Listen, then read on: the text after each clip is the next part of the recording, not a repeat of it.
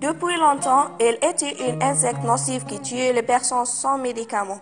Aujourd'hui, et à cause de science, ils ont trouvé cette maladie qui s'appelle la malaria. Quelle est la malaria et quelles sont les causes de cette maladie?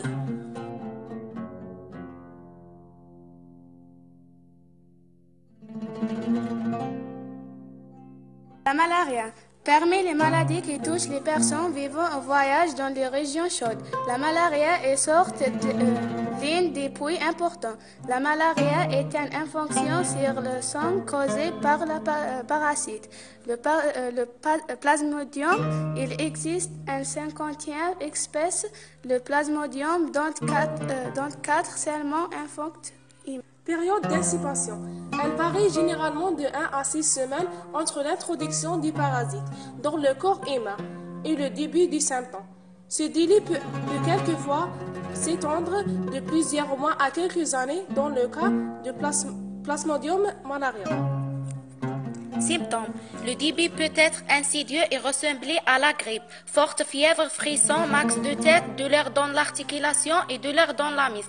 Parfois, la maladie s'accompagne de vomissements et de diarrhée. Elle peut se compliquer d'un ictère et d'un anémie. Plusieurs plasmodiums peuvent causer des complications graves et entraînent rapidement le coma et le décès. D'autres types de plasmodium provoquent des symptômes moins sévères qui peuvent disparaître spontanément, mais revenir à l'occasion. Ce rechute s'arrête lorsqu'un traitement spécifique est donné. Transmission. La maladie est transmise par un moustique, l'anophèle femelle qui ressemble à un maringouin. Le moustique attaque ses victimes entre le coucher et le lever du soleil, donc le soir et la nuit. En saison humide, pluvieuse et chaude, on note une plus grande abondance de moustiques. L'anophèle possède un rayonnement de vol maximal d'environ 600 mètres.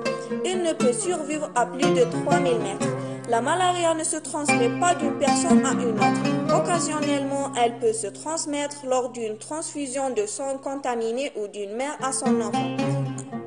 On peut attraper la malaria plus d'une fois.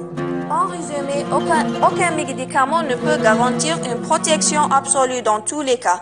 Il est important d'éviter les piqûres d'insectes et de consulter rapidement un médecin en présence de symptômes suspects.